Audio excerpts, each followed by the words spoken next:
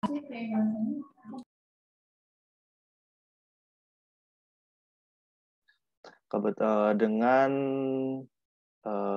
bertemakan tentang tanda hidup penuh dengan berkah yang nanti akan disampaikan oleh penceramah kita Ustadz Amri Azhari Asy. Sebelumnya saya bacakan profil tentang Ustadz Amri Azhari. Beliau berdomisili di Pasar Rebo, Jakarta Timur. Beliau juga memiliki moto hidup yang bisa kita tiru juga, yaitu istiqomah di atas al-haq. Untuk pengalaman aktivitas dakwah beliau ini mengajar di beberapa ma'had dan masjid di Jabodetabek. Jadi sudah banyak ya pengalaman mengajar beliau. Dan untuk pendidikan terakhir, beliau sekarang S3 di UIK sebagai kandidat doktor. Tanpa memperpanjang waktu dan kita mempersingkat waktu, kebetulan Pak Ustadz Amri sudah ada di tengah-tengah kita. Tapi sebelumnya saya bacakan dulu peraturannya. Diharapkan untuk rekan-rekan sekalian mematikan suara atau mengganti mode Zoom rekan-rekan dalam mode mute agar agar pelaksanaan kajian tetap berjalan dengan lancar. Dan juga bila ada rekan-rekan yang ingin bertanya pada saat untuk kajian ini, diharapkan mengisinya di kolom chat dan nanti pertanyaan itu akan disampaikan pada sesi tanya jawab. Untuk mempersingkat waktu, kita serahkan waktu dan tempatnya kepada Ustadz Amri Azhari. Silakan Pak Ustadz.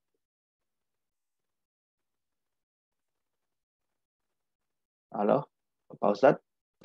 Silakan waktu dan tempatnya.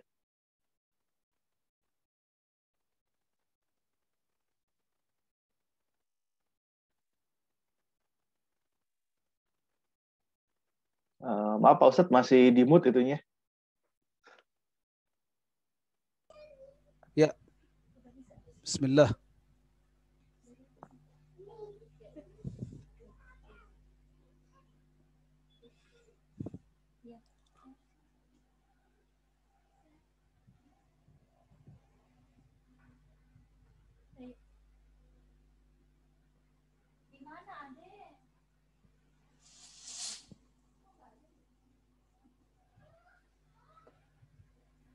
Pak Ustadz, silakan untuk mencapai kajiannya. Ya, saya share screen dulu ya. Oke, siap.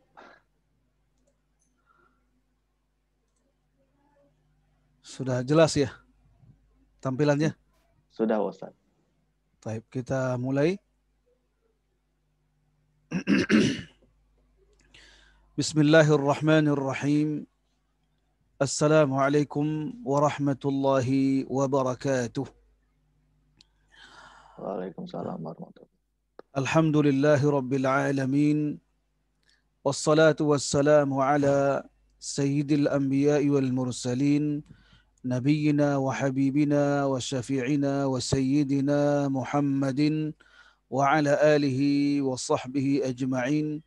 ومن سار على نهجه واقتفى أثره واستنى بسنته إلى يوم الدين وسلم تسليما كثيرا مزيدا أما بعد فقال الله سبحانه وتعالى يا أيها الذين آمنوا اتقوا الله حق تقاته ولا تموتن إلا وأنتم مسلمون. Puji syukur kepada Allah Subhanahu wa taala atas semua nikmat-nikmat Allah yang telah kita rasakan. Kemudian kita bersyukur kepada Allah dengan nikmat kesehatan dan keafiatan di sampai saat hari ini, hari yang ketiga Ramadan, kita masih diberikan kemampuan untuk beribadah saum Ramadan. Salawat dan salam semoga Allah sampaikan kepada Rasulullah sallallahu alaihi wasallam, juga kepada ahlul bait, para sahabat beliau, kemudian orang-orang yang datang setelah mereka lalu mengikuti petunjuk mereka dengan cara yang baik sampai datangnya hari pembalasan. Teman-teman sekalian, Bapak Ibu yang saya muliakan, Pak, insya Allah di kajian zuhur hari ini kita akan mengambil satu judul, yaitu hidup berkah harapan kita semuanya. Kita mengambil judul ini berhubungan dengan bulan yang kita saum di dalamnya, yaitu saum Ramadan. Sesuai dengan sabda Rasulullah sallallahu alaihi wasallam ketika beliau bersabda, "Atakum syahrun mubarak." Telah datang kepada kalian wahai para sahabatku satu bulan yang penuh dengan keberkahan. Nah, dari itulah kita mengambil judul, yaitu hidup berkah harapan kita semuanya. Kemudian kita melihat bagaimana cara kita atau apa makna al-barakah yang sering kita dengar, keberkahan hidup, atau orang itu diberkahi, atau waktunya diberkahi, atau ungkapan seseorang yang sering menyebut dengan barakallahu fik, atau alfa mabruk, sebagian kita latah mengucapkan seperti itu untuk orang-orang yang sukses, atau barangkali ada yang ulang tahun atau mendapatkan rezeki, seperti kalimat alfa mabruk atau barakallahu fik. Nah, sehingga kita baca di sini, seorang yang menjalani hidup di dunia tentunya menginginkan adanya tambahan.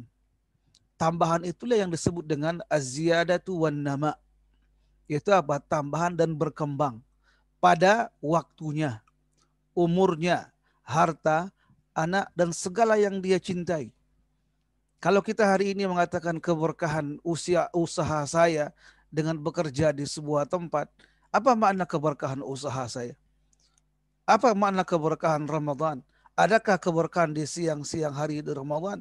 Atau adakah keberkahan di malam hari Ramadan? Ini perlu kita bahas sedikit insya Allah. Inilah yang dinamakan keberkahan.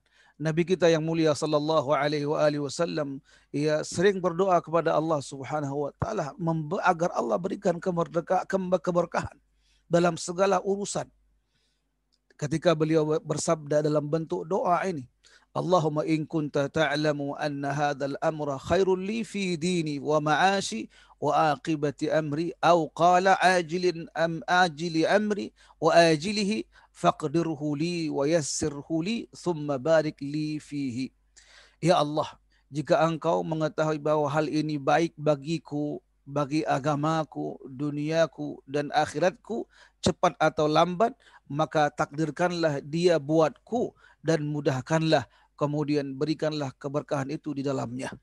Ini tentunya doa yang beliau ajarkan kepada para sahabat, termasuk yang disebut dengan doa al-istikharah, atau setelah kita salat 2 rakaat istikharah dianjurkan untuk berdoa seperti ini. Lalu kemudian kita ulangi kembali bahwasanya apa makna daripada keberkahan tadi, yaitu apa? Al-barakah artinya adalah keberkahan yang banyak dan terus menerus ada. Saya ulangi, al-khairul katsirul mustamirru. Kebaikan yang banyak kebaikan yang banyak dan dia terus menerus ada, yang datang dari sisi Allah Subhanahu wa taala. Contoh, lihat keberkahan hidup di zaman Rasulullah sallallahu alaihi wasallam. Telah meninggal para sahabat, tapi dikenang sampai hari ini. Ketika orang menyebut sahabat yang mulia Abu Bakar Siddiq, bagaimana perannya dalam dunia Islam, bagaimana hanya 2 tahun 2 bulan menjabat menjadi khalifah, bagaimana karya, bagaimana hasil kerja, bagaimana pencapaian, bagaimana hal-hal yang diperbuat dalam bentuk positif. Subhanallah. Tentunya yang mempelajari sejarah para sahabat, atau umumnya atau khususnya sejarah Khulafa ar-Rasyidin yang 4 tersebut, akan tahu bagaimana keberkahan hidup, keberkahan usia, keberkahan harta, semuanya ada pada mereka. Kemudian berkah apabila mengenai sesuatu yang sedikit akan menjadi banyak. Lihat keberkahan makan berjamaah, atau keberkahan uang gaji kita sedikit, manfaatnya luar biasa. anak kita, istri kita, mertua kita, kedua orang tua kita, bahkan teman-teman kita mendapatkan manfaat dari rezeki yang kita dapati tersebut. Dan apabila mengenai sesuatu yang banyak, maka akan mendapatkan banyak manfaat. Di antara buah berkah yang paling besar adalah digunakannya perkara itu untuk ketaatan kepada Allah. Inilah inti dari keberkahan.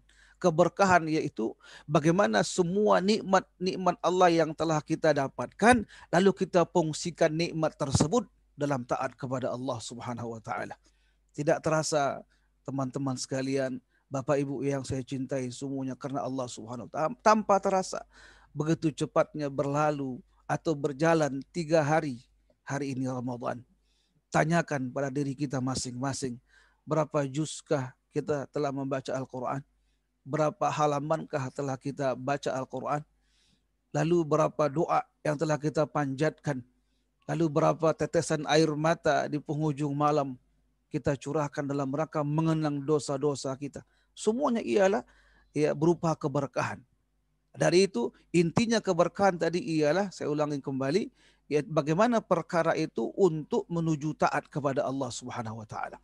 Selanjutnya, jika Anda memperhatikan keadaan orang-orang yang saleh, keadaan para ulama pilihan dan keadaan para penuntut ilmu, Anda akan mendapatkan keberkahan tampak dalam aktivitas mereka. Anda akan melihat waktu mereka penuh dengan ketaatan kepada Allah, bermanfaat bagi orang lain, seakan-akan hari-harinya lebih panjang dari orang lain. Berbeda halnya bagi orang-orang yang tidak mendapatkan keberkahan, meskipun ia memiliki harta yang banyak, akan tetapi semua itu membuatnya lelah dan siang hari dan malamnya. Keberkahan waktu, jemaah. Kita sering mendengar seorang imam besar, Al-Imam Nawawi rahimahullah, usianya sampai 43 tahun meninggal dunia, namun karyanya yang luar biasa. Sampai para ulama mengatakan seandainya ada orang yang berusia 200 tahun lalu menulis seperti karyanya Al-Imam Nawawi, tidak akan mampu. Kenapa? Begitu besar karya yang dia tinggalkan. Nah, dari itu mari berdoa kepada Allah agar kita diberkahi oleh Allah dalam segala hal, dan jangan remehkan ungkapan seseorang seperti kalimat barakallahu fik. Barakallahu fik. Lalu kemudian para jamaah Allah muliakan, cara menggapai keberkahan ini begitu banyak. Saya kumpulkan hanya bisa 7 karena kita waktu terbatas. Padahal semua amalan-amalan yang saleh, saya ulangi, semua amal-amal yang saleh itu merupakan cara untuk menggapai keberkahan dari Allah Subhanahu wa taala. Kita ringkaskan saja, yaitu apa? Yang pertama, bertakwa kepada Allah Subhanahu wa taala. Biar tidak ada yang mengingkari, ketakwaan merupakan hal untuk menggapai keberkahan. Lihat bagaimana ketika Allah firmankan dalam surah Al-A'raf, walau anna ahlul qura amanu wattaqau lafatahna alaihim barakatim minas sama'i wal ard walakin kadzabu fa akhadnahum bima kanu yaksibun. Seandainya suatu kaum, suatu negeri, suatu penduduk besar beriman dan bertakwa kepada Allah, pasti kami akan melimpahkan kepada mereka berkah dari langit dan bumi. Namun sangat disayangkan, umat tersebut, kaum tersebut, satu kampung tersebut mendustakan ayat-ayat Allah Subhanahu wa taala, dan kelak kami akan siksa dengan sebab perbuatan mereka. Ini yang pertama. Yang kedua, membaca Al-Quran, jamaah. Al-Quran ini atau Ramadan, mohon maaf, identik dengan Al-Quran. Karena Al-Quranul Karim turun pada bulan Ramadan.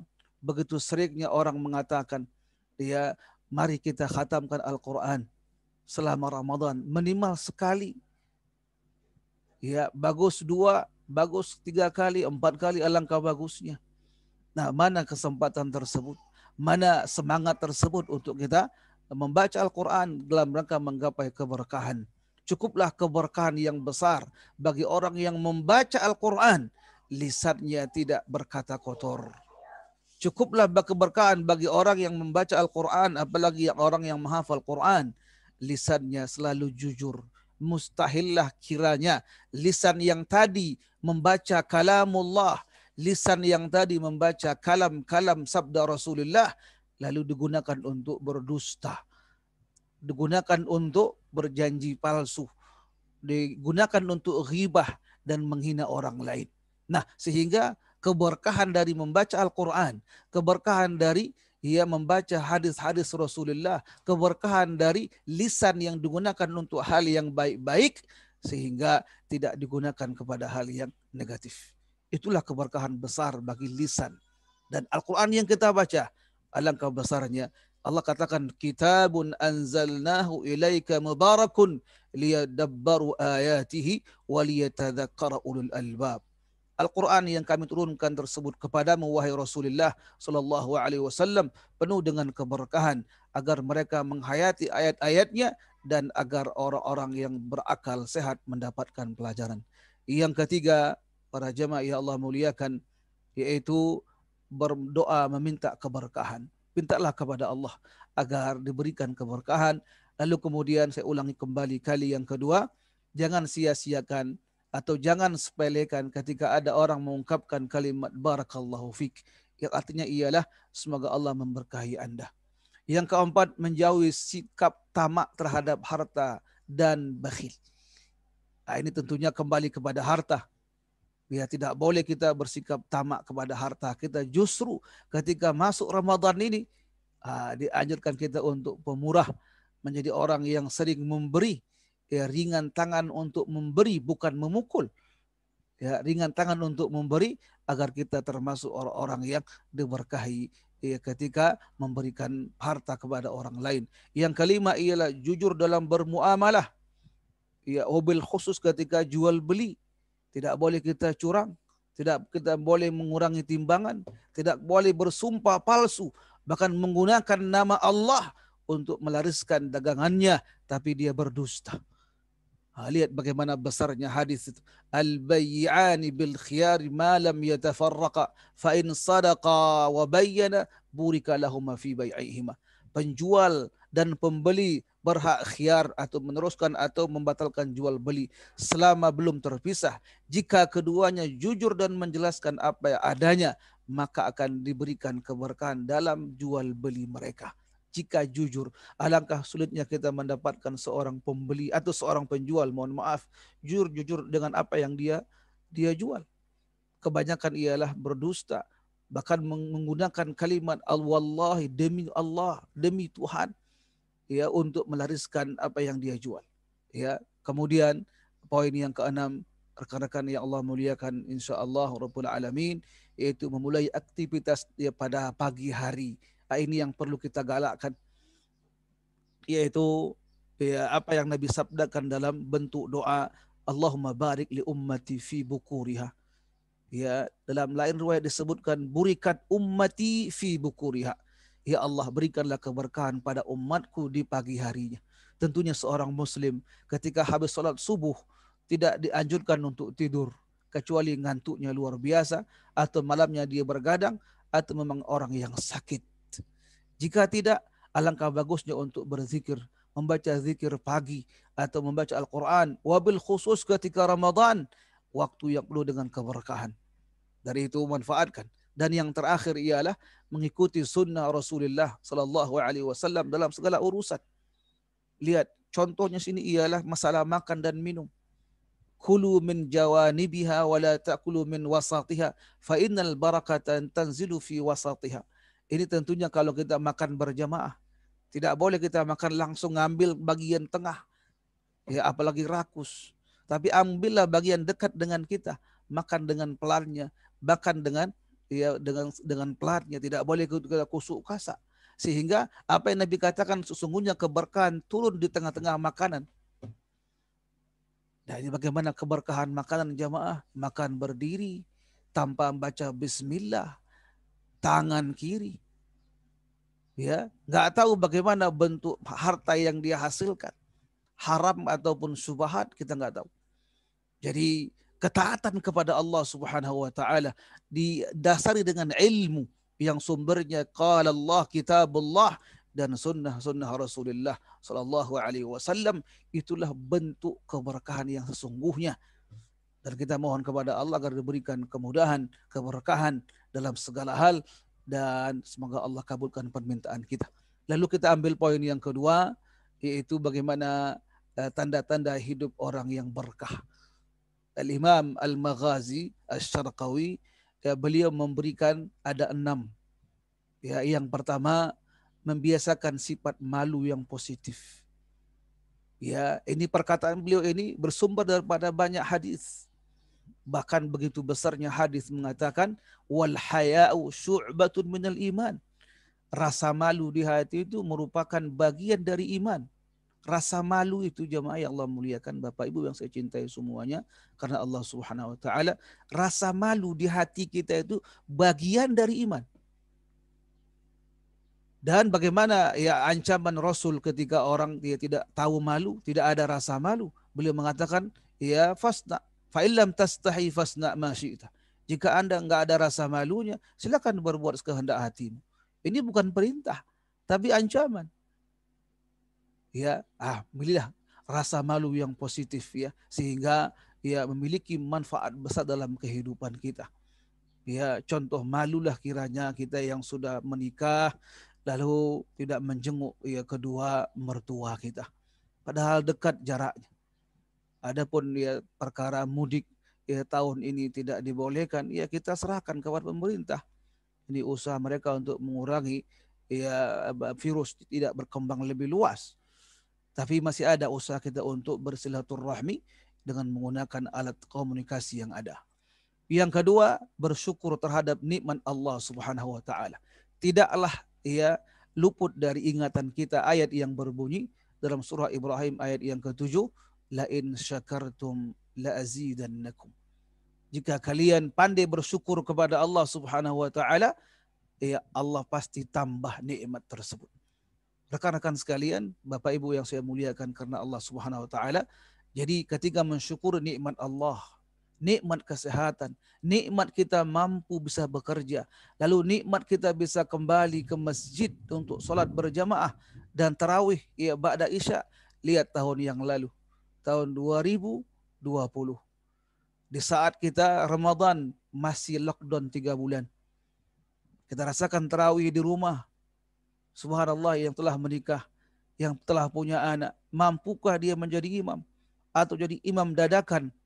Tanyakan hafalan kita, bacaan kita. Dan tahun ini alhamdulillah. Jadi jamaah, dengan kita mensyukuri nikmat tersebut, ya akan tampaklah keberkahan dalam hidup kita. Lain halnya nanti lawan daripada pembahasan ini. Tanda-tanda orang yang tidak berkah hidupnya, termasuk orang yang tidak pandai mensyukuri nikmat Allah Subhanahu wa taala. Lalu yang ketiga ialah kata Al-Imam Syarqawi, ya tutur kata dan komunikasi yang baik. Ini perkataan beliau begitu banyak hadis dari hadis-hadis Rasulullah Sallallahu Alaihi Wasallam. Cukuplah satu hadis yang sangat besar. Ketika Nabi sabdakan, "Man kana yu'minu billahi wal yawmil akhir, falyakul khairan aw liyasmut." Barang siapa yang beriman kepada Allah dan Rasulnya, hendaklah dia berkata baik. Jika tidak bisa berkata baik, diam. Lihat bagaimana besarnya ya makna tutur kata yang baik, komunikasi yang baik seorang muslim. Bukankah ya dianjurkan untuk bertemu sesama muslim atau muslimah mengucapkan assalamualaikum. Salam lisannya, lalu muka yang cerah, muka yang senyum. Bukankah senyum tersebut merupakan sedekah? Rasul kita mengatakan sallallahu alaihi wasallam dalam sabdanya mengatakan, tabassumuka fi wajhi akhika sadaqah. Senyummu di hadapan saudaramu merupakan sedekah. Lalu bagaimana dengan ungkapan-ungkapan para sahabat yang lain, tak terhitung banyaknya. Cukuplah agama Islam dia mengedepankan akhlak yang mulia sekalipun kepada yang non-muslim. Jadi sangat jauh sekali jika ada tuduhan orang mengatakan dia satu kelompok Islam merupakan pintu gerbangnya teroris di negeri kita, atau orang-orang yang berjenggot cingkrangan, cadaran kemudian menjadi biang teroris di negeri kita. Ya, tuduhan yang tidak mendasar. Seharusnya kita seorang muslim jujur dong beragama. Bukankah kita ingin menegakkan al-Islam dalam diri kita dahulu, kemudian kita ajarkan kepada orang lain? Sebagaimana apa yang Allah firmankan, qu anfusakum wa ahlikum nara. Jaga diri-diri kalian dahulu dan keluarga kalian dari api neraka. Akhlak yang baik itulah membuat Islam itu diterima oleh orang-orang lain atau non-muslim. Negeri kita, jamaah yang Allah muliakan, negeri kita di Indonesia masuk bukan dengan pedang. Masuk Islam ke negeri Indonesia ini bukan dengan peperangan, ya masuk dengan akhlak yang mulia melalui para juru dakwah, para pedagang yang memiliki akhlak yang sangat luhur, akhlak yang sangat mulia. Bahkan kita melihat tidak semua nabi hidupnya dalam berperang, tidak semua kehidupan Rasul berperang dengan pedang, tidak. Bisa dihitung dengan jari berapa kali Nabi harus berperang. Tapi bagaimana ketika beliau hidup di kota Madinah, bertetangga dengan orang-orang Yahudi. Bahkan ada salah seorang anak Yahudi ikut menjadi membantu kehidupan rumah tangga Rasulullah Sallallahu Alaihi Wasallam. Al-Islam sesuai dengan namanya, keselamatan, kedamaian. Tapi sebagian orang, ya kalau rusak dalam menjalankan al-Islam, salah mengambil ilmu, keliru memilih guru, akhirnya menjadi orang-orang yang ya hanya hidupnya memburu mangsa dengan cara membunuh diri dan membom orang lain. Wa na'udzubillahi min zalik.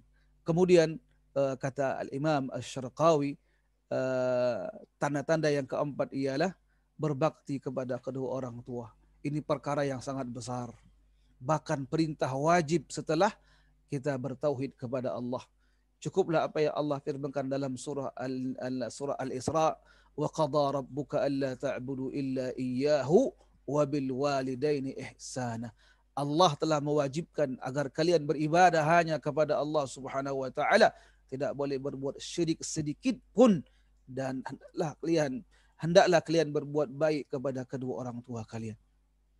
Lalu yang kelima kata beliau, menghiasi diri dengan sifat qanaah, tidak tamak tadi, mencukupi apa yang diberikan oleh Allah Subhanahu wa taala, tidak meminta lebih banyak, tidak mencari yang lebih dan lebih sehingga lupa beribadah, tidak ngoyo kata orang Jawa, berlebihan memaksakan diri untuk mengumpulkan harta, menumpuk pundi-pundi harta, tapi lupa dengan kehidupan akhirat, lupa dengan menuntut ilmu, barangkali lupa hanya menonton Zoom kira-kira 1 jam ba'da zuhur, sibuk kita dengan komputer kita, ada laporan, ada segala macam.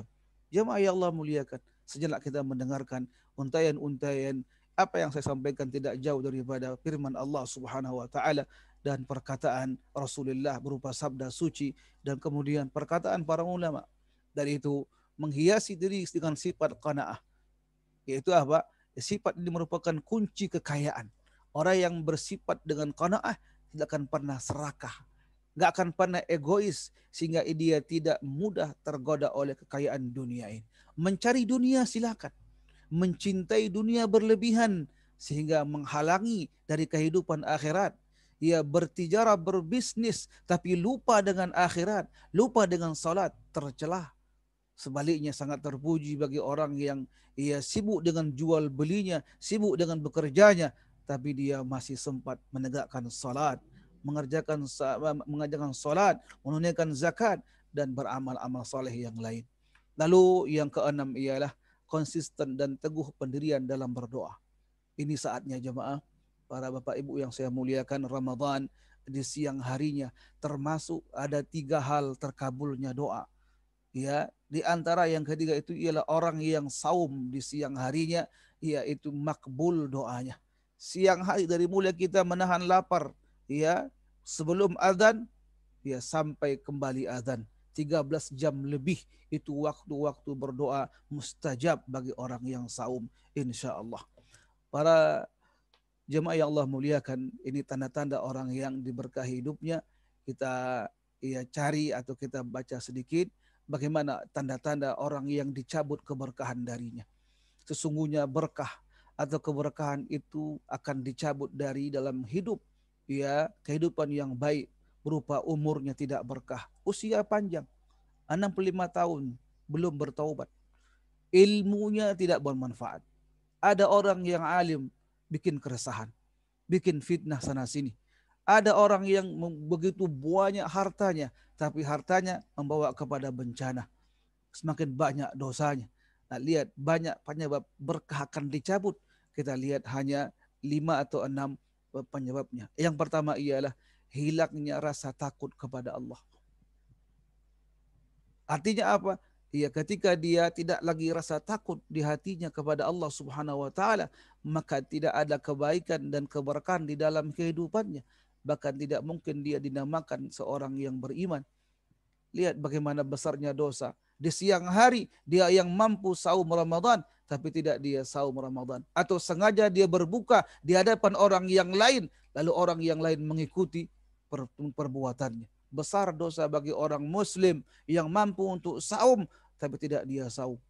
Sekurang-kurangnya dosa dia melanggar perintah Allah dan merusak kesucian siang hari Ramadan.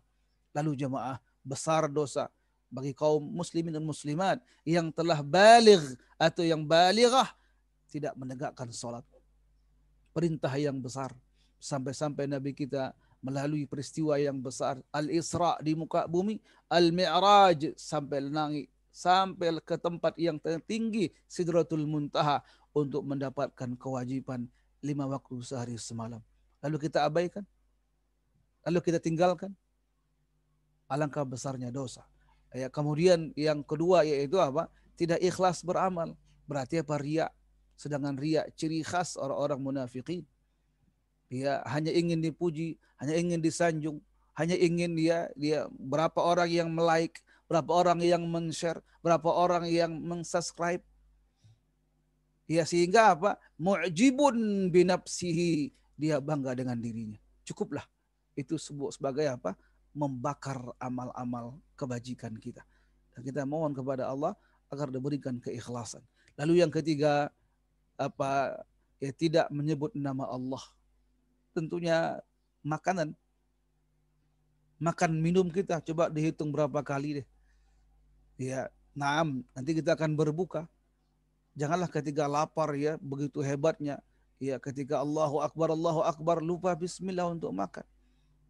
Ya, lihat bacaan bismillah jika tidak akan terputus untuk memperoleh keberkahan.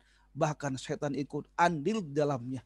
Makan minum ya, jika tidak membaca basmalah ya, yang namanya setan ikut makan. Bahkan mohon maaf, mendatangi istri berhubungan badan di malam hari ketika Ramadan ya dibolehkan. Siang hari hukumnya haram. Termasuk pembatal saum. Nah, mendatangi istri tanpa membaca doa. Ada yang ketiga di sana yaitu apa? Syaitan. Wa na'udzubillahi min dzalik. Lalu kemudian keempat, termasuk tercabutnya keberkahan dalam hidup, memakan barang yang haram. Bukankah apa yang Nabi sabdakan benar adanya? Iya. Ma nabata lahmun min sukhtin fannaru awla bih. Tidaklah tumbuh ya satu daging. Berarti apa? Masuknya makanan dari mulut kita, dari hasil yang haram, melainkan diancam dengan api neraka.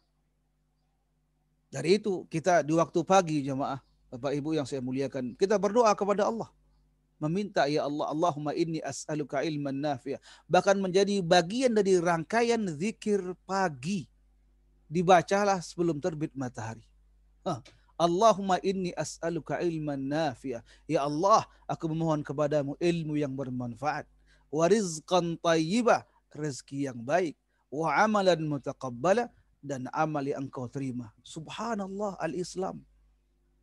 Lebih lagi menakjubkan yang mengamalkan doa ini ialah dan tidak pernah ditinggalkan ialah Rasulullah Muhammad bin Abdullah, junjungan kita, Nabi besar Muhammad sallallahu alaihi wasallam. Enggak layak kita mengamalkannya. Nah, keberkahan hidup akan tertarik, akan dicabut oleh Allah. Kita makan yang haram. Memang Allah mudahkan sebagai bentuk istidraj. Ya Allah ulurkan. Sehingga terkumpullah dosa besar. Akan menyiksa dan disiksa nanti di yaumul qiyamah. Wa na'udzubillah min dzalik. Ya, orang yang makan haram jemaah. Senang, iya. Ketenangan tidak ada. Saya ulangi. Kesenangan, iya. Ketenangan tidak ada. Karena apa? Ketenangan hanya milik Allah. Ya Allah berikan kepada hamba melalui jalan takwa. Bukankah Allah katakan ala bizikrillahi tatma'innul qulub? Ketahuilah dengan hanya mengingat Allah hati akan tenang. Iya, orang yang makan yang dengan harta yang haram senang, gembira, kaya raya. Iya, tapi ketenangan batin hampa bahkan kering kerontang. Ini yang tidak kita inginkan. Dan kita mohon ampun kepada Allah jika pernah makan yang haram. Bertaubatlah kepada Allah. Dan begitu banyak kisah tentang ini jemaah. Apa kisahnya? Di antaranya ialah salah seorang sahabat. Atau mohon maaf, bukan sahabat. Orang-orang yang Nabi kisahkan. Ya, beliau mengatakan ada seorang yang musafir. Ya, kehabisan bekal. Ya, sampailah dia di gurun pasir yang sangat luas. Kemudian dia mengadakan tangan, mengucapkan ya Rab. 4 hal yang membuat terkabulnya doa. Dia musafir, habis bekalnya, lalu dia berdoa, mengangkat tangan, mengucapkan ya Rab. 4 hal yang membuat terkabulnya doa, tapi 4 hal juga penghalang doanya yang tidak terkabul. Apa yang Nabi katakan? Yang pertama ialah ya mashrabuhu haram. Ya, makan minumnya haram. Wa malbasu ma'kuluhu haram. Wa malbasuhu haram. Wa ghudhiya berharam. Makannya haram, minumnya haram, pakaian dari hasil yang haram. Lalu yang keempat ialah dia tumbuh dari kecil dari hasil yang haram. Di penghujung hadis itu Nabi mengatakan, fa anna yustajabu lahu, mana mungkin doanya dikabulkan oleh Allah Subhanahu wa taala. Jadi memakan harta yang haram ini luar biasa. Pengaruhnya ya tidak diberkahi kehidupan, ditolak doanya dan sengsara kehidupannya.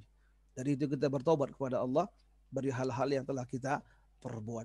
Lalu yang kelima ialah tidak berbakti kepada orang tua. Tadi orang yang berkah itu ialah berbakti kepada orang tua. Yang tidak berbakti tidak berkah hidupnya, bahkan sengsara. Bahkan apa yang Nabi katakan yaitu begitu cepat dia siksaan atau begitu cepat bala menimpa bagi orang yang durhaka kepada orang tua. Ini kesempatan jemaah Ramadan.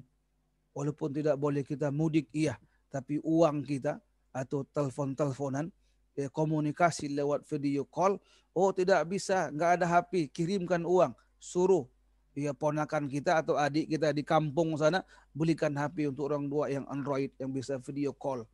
Bentuk apa? Kecintaan kepada orang tua dalam rangka silaturahmi, dan yang paling penting ialah memberikan harta lalu memasukkan rasa gembira kepada kedua orang tua kita. Alangkah besarnya dosa. Agar mendapat keberkahan hidup, dan doa orang tua sangat berkah jemaah. Lalu yang keenam, bakhil dan enggan berinfak. Ini lawan daripada hidup orang-orang yang berkah tadi. Kemudian ada yang 7, tidak qanaah. Tadi ada yang qanaah. Dan yang terakhir ialah ke-8, berbuat maksiat dan enggan bertaubat. Inilah yang perlu kita perhatikan jemaah. Poin yang ke-8, ya kita makhluk manusia tidak ada yang sempurna. Bahkan apa yang Nabi sabdakan itu jelas adanya ketika Nabi katakan kullu bani Adam khata'un wa khairu khata'in at-tawwabun. Ya, setiap anak Adam itu banyak berbuat dosa, bahkan bergelimang dengan dosa. Sebaik-baik orang yang banyak dosanya at-tawwabun, orang yang segera bertaubat kepada Allah Subhanahu wa taala. Nah, semoga dengan kajian singkat ini kita mendapatkan keberkahan hidup kita, dan keterangan-keterangan tadi cukuplah kita menjadi orang-orang yang poin yang pertama, yaitu orang yang ingin kehidupan kita ini berkah, diberkahi oleh Allah Subhanahu wa taala. Mari kita amalkan sebagian poin-poin yang telah tadi dijelaskan. Yang paling penting bagaimana kita betul-betul menjadi hamba Allah yang saleh, baik hubungannya kepada Allah, bagus hubungannya kepada Allah, yaitu hablum minallah. Dan tidak kalah pentingnya kita baik hablum minan nas, hubungan kita bersama orang-orang, wabil khusus kepada kedua orang tua, kepada kedua mertua, orang-orang yang dekat dengan kita, dan kerabat-kerabat dekat, serta teman-teman kita semuanya. Semoga ada manfaatnya. Mohon maaf ada kalimat yang tidak baik, kata-kata yang tidak cocok. saya mohon maaf dan mohon ampun kepada Allah Subhanahu wa taala. Sebaliknya jika ada kalimat yang baik, kata-kata yang cocok atau ungkapan yang pas di hati, mohon diamalkan dan pujilah Allah semata-mata. Barakallahu fikum jami'an. Semoga ada manfaatnya. Saya kembalikan kepada Al-Akh TB Al-Farisi. Barakallahu fikum jami'an. Terima kasih Pak Ustadz, subhanallah sekali kajian dari Pak Ustadz, serangan Pak Ustadz tentang hidup penuh berkah ya. Tadi jelaskan juga bagaimana cara kita agar bisa mendapatkan berkah dari Allah Subhanahu Wa Taala dan tanda-tanda kalau hidup kita berkah dan tanda-tanda kalau misalkan hidup kita tidak berkah. Nah, berhubungan dengan ini ada satu pertanyaan yang cukup menurut saya cukup mungkin menjadi pertanyaan yang umum ya. Bismillahirrahmanirrahim. Ini dari saudara Abid. Assalamualaikum Pak Ustadz. Terkait dengan berkah, apa sih ciri-ciri kita mendapatkan berkah agar kita dapat memberikan berkah kita juga kepada orang lain yang membutuhkan? Ya, bagus sekali. Pertanyaan yang sangat bagus sekali. Apa ciri-ciri kita ini mendapat keberkahan? Berarti apa? Kita mendapatkan kebaikan yang banyak dan terus ada dalam diri kita, lalu kita transfer kepada orang lain. Nah, itu kira-kira ya, Mas Tabe ya. Nah, sehingga perlu kita luruskan bahwasanya keberkahan tersebut bukan hanya bagi diri sendiri, tapi kepada orang lain. Sejauh mana kita memahami hadis Rasulullah mengatakan khairun nas anfa'uhum linnas. Sebaik-baik manusia itu ialah orang yang paling banyak manfaatnya untuk manusia lain. Berarti apa? Tanda-tandanya kita mendapatkan keberkahan itu ialah kita, ya, yang pertama belajar ilmu syar'i. Itulah kunci utama. Nggak ada tawar-menawar.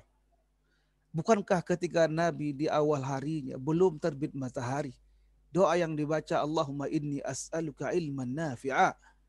Ya Allah, aku memohon kepadamu ilmu yang bermanfaat. Dari ilmu inilah kita tahu banyak hal. Ramadan ini rukun Islam yang keempat.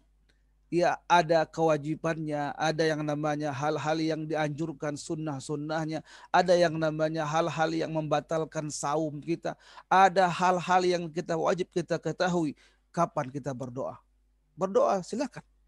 Dari mulai kita menahan saum sampai berbuka nanti waktu-waktu yang mustajab. Lalu bagaimana kita akan membayar zakat fitrah? Dari itu apa? Saya mohon maaf kepada semua. Ya, anjakan yang pertama, mari kita terus belajar ilmu syar'i, ya, dengan sumber yang jelas. Dan saya bersyukur kepada teman-teman, alhamdulillah, memberikan penghargaan yang luar biasa. Walaupun kita dalam kondisi pandemi, masih kita mengadakan kajian ba'da zuhur seperti ini. Dalam kondisi yang lapar, iya lapar, mohon maaf, pendengar semuanya hanya bisa mendengar. Kalau saya ini haus, butuh yang namanya minuman. Ini ada minuman ini, sisa sahur tadi. Enggak boleh kita minum. Kenapa? Ketaatan kepada Allah Subhanahu wa taala. Dari itu ya belajarlah ilmu syar'i. Keberkahan ilmu ya diamalkan, iya lebih berkah lagi jika diajarkan. Bukankah ketika kita mendengar sabda Nabi mengatakan ketika meninggal anak manusia atau anak Adam, ya hilanglah dari amalnya tersisa 3, sedekah jariyah, lalu ada doa anak yang saleh, yang ketiga inilah ya ilmu yang bermanfaat diamalkan oleh orang lain. Berarti apa? Dia orang berilmu, dia ajarkan kepada orang lain, lalu orang lain itu mengamalkan ilmu yang diajarkan. Meninggal dunia, ia masih mengalir pahalanya. Apa namanya? Keberkahan ilmu. Lalu ilmu tersebut menuntut kita untuk mengamalkannya. Mustahil orang yang telah lulus ujian lalu tanpa praktek ketika bekerja.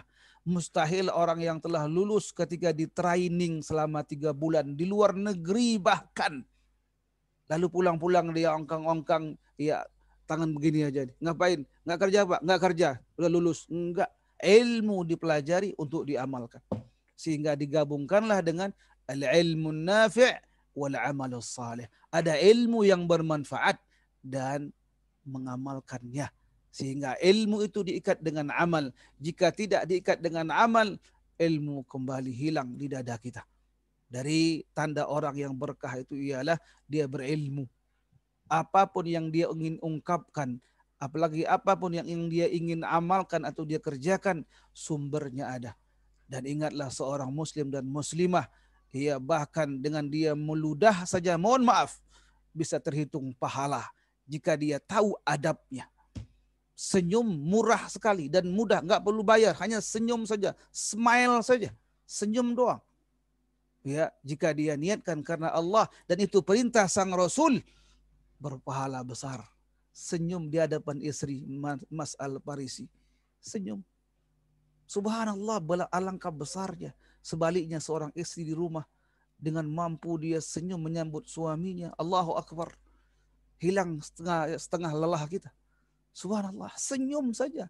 Itu yang Nabi sabdakan, tabassumuka, senyummu fi wajhi akhika, di hadapan saudaramu, di depan wajah saudaramu, sadaqatun, merupakan sedekah. Jadi langkah awalnya Mas Al-Farisi yaitu berilmu. Yang kedua beramal, yang ketiga tentunya mengamalkan ilmu itu, lahirlah akhlak-akhlak yang mulia, perangai-perangai yang terpuji, itu yang disebut dengan apa? Adab ya bersama atau sesama manusia, dari mulai orang tua, mertua, sebaya dengan kita, istri kita, anak-anak kita, kerabat kita, tetangga kita, dan masyarakat umum, seagama, dan yang di luar agama. Semuanya diikat dengan ilmu.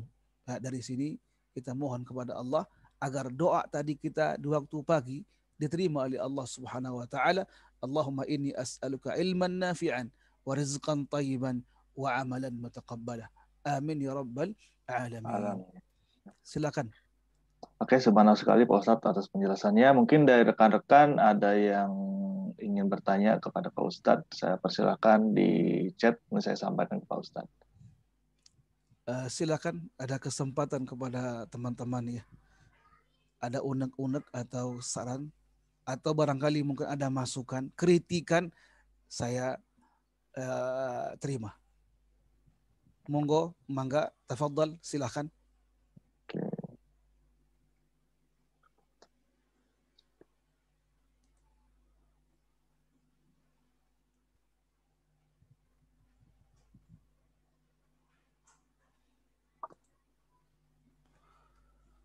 Barangkali sudah paham semua ya. Alhamdulillah Pak sudah paham. Oke, sepertinya dari rekan-rekan sekalian udah paham apa dari maksudnya Pak Ustadz tentang ceramah tadi. Moga-moga ceramah beliau menjadikan berkah untuk kita. Amin. Dalam menjalani aktivitas sehari-hari dan mungkin kita diberikan berkah dalam hidup kita. Amin. Amin, amin ya rabbal alamin. Untuk itu, ya tadi ya. Untuk itu marilah, halo. Silakan. Silakan, ada yang bertanya? Silakan, ada waktu. Halo. Tidak ada ya. Udah kita akhiri aja. Iya, taib. Silakan, saya akan tutup dahulu. Semoga dengan kajian dan ada manfaatnya, dan kepada teman-teman silakan terus ya menuntut ilmu. Tidak, bukan penghalang walaupun dalam kondisi saum atau kita online seperti ini, kita tidak menuntut ilmu. Alangkah besarnya ilmu tersebut untuk kita raih agar mendapatkan keberkahan. Semoga Allah Subhanahu wa taala yang maha luas rahmatnya merahmati kita semuanya, memberkahi hidup dan kehidupan kita, bahkan anak-anak kita dan keluarga kita, dan kita pun bekerja mendapatkan keberkahan dari harta yang kita miliki. Dan kita mohon kepada Allah, semoga Allah memberikan kita semua kebaikan-kebaikan, diampuni semua dosa, ditutup semua aib-aib kita, dan kita mendapatkan keridhaan Allah dan ampunannya nanti di yaumul hisab. Amin ya rabbal alamin. Ternyata Pak Al-Farisi ada yang bertanya di sini. Oke, dari saya izin menyampaikan ya, dari Mbak Dinda Hari Priyana. Bismillahirrahmanirrahim. Assalamualaikum Pak Ustadz. Mau bertanya, jika kita sering ditimpa ujian Apakah itu ciri-ciri keberkahan hidup kita juga berkurang atau hilang? Seperti itu. Tidak tepat jika diartikan orang yang kena musibah keberkahannya apa? Hilang. Hilang. Tidak. Karena kalau kita melihat bagaimana cobaan yang dialami oleh para al-anbiya, bahkan kita melihat atau mendengar, membaca Nabiullah Ayub alaihi salam, lebih kurang 7 tahun dia dicoba. Semua orang yang mencintainya kabur darinya kecuali istrinya dan budak hamba sahayanya. Seandainya ia kemiskinan, kefakiran, mungkin kepapaan, ia merupakan tanda tidak berkah. Menangislah orang-orang yang ditimpa dengan musibah tersebut. Tapi bagaimana yang tepat ialah musibah itu cobaan dari Allah Subhanahu wa taala. Negeri kita, bahkan dunia ini dilanda dengan corona. Ya, bagaimana ya corona melanda 2/3 dunia pada hari ini. Ini musibah. Ini bukan dikatakan kurangnya keberkahan. Nah, dari itu kita bisa pahami bahwasanya orang-orang yang tidak mau ya beramal saleh, tidak mau menuntut ilmu, tidak mau mengamalkan ilmunya, tidak berbuat baik kepada sesama, ini hilanglah keberkahan darinya. Kenapa? Melanggar perintah Allah itu artinya orang yang tidak mau mendapatkan keberkahan. Lihat jemaah, hanya kita ya mengamalkan apa yang Nabi sabdakan, minum dengan tangan kiri, makan dengan tangan kiri, bukan keberkahan. Kenyang ya kenyang, ya, gemuk bahkan, tapi hilang keberkahan. Kenapa? Ikut ya orang kedua, yaitu syaitan ikut makan dengannya. Tapi sebaliknya, makan dengan tangan kanan, mengucapkan basmalah, minum dengan tangan kanan, mengucapkan basmalah. Subhanallah, keberkahan di atas keberkahan. Betapa tidak, dari rezeki yang halal. Kita meminta kepada Allah setiap paginya, belum terbit matahari, warizqan tayyibah, dan kita tahu betul hasil kerja kita cara yang halal, dan pulang kita ke rumah memberikan makanan kepada anak istri kita dengan cara yang baik juga. Nah, insya Allah daging yang tumbuh, keringat yang keluar, energi yang akan dihasilkan dari makanan tersebut ya membawa kepada ketaatan. Itulah tanda keberkahan harta. Dari saya ulangi kembali, ya keberkahan bukan orang yang ditimpa musibah atau ujian bukan berarti berkurangnya atau hilangnya apa keberkahan. Itu hanya cobaan. Betul ada kalanya ketika orang sudah hilang keberkahan darinya, dicabut oleh Allah nikmat-nikmat tersebut. Tapi ada sumbernya atau ada faktornya, mohon maaf, ketika dia tidak mau taat kepada Allah. Contoh terakhir, semoga ada gambaran yang lebih luas. Bagaimana orang yang makan harta yang haram dari hasil yang haram. Seorang koruptor besar dicoba oleh Allah dengan penyakit yang tanpa obat, yang akhirnya semua hartanya ludes untuk mengobati penyakitnya, penyakit nggak kunjung tiba dan dia pun meninggal mati membawa penyakit tersebut. Adakah keberkahan harta? Tidak. Hartanya tidak ada yang tersisa, bahkan begitu banyak yang terhutang dan menghutang sehingga tergadailah hidupnya dunia akhirat. Dari itu kita memohon kepada Allah Subhanahu wa taala agar kita tidak dicoba oleh Allah. Jikapun dicoba oleh Allah dengan banyak musibah, agar diberikan pahala yang besar dan kita bersabar menerimanya. Negeri kita jamaah tidak putus-putusnya diberikan musibah oleh Allah Subhanahu wa taala. Ia lihat banjir besar di NTT, lalu gempa kemarin di Malang.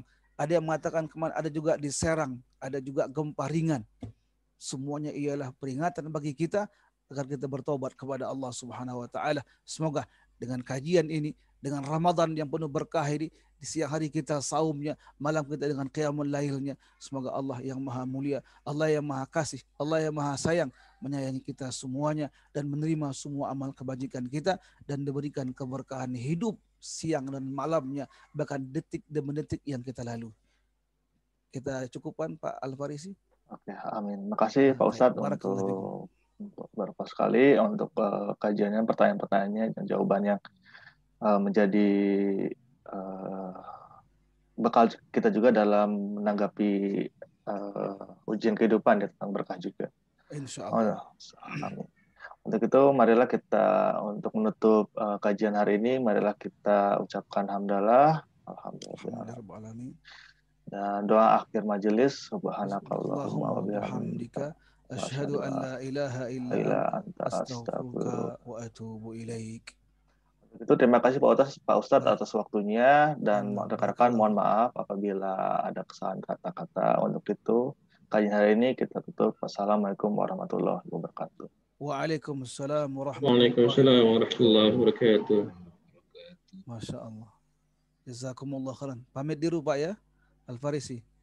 Iya Pak, terima Nah, kasih banyak Pak. wa antum kadzalik. Jazakumullah khairan. Assalamualaikum warahmatullahi wabarakatuh. Waalaikumsalam. Waalaikumsalam warahmatullahi wabarakatuh.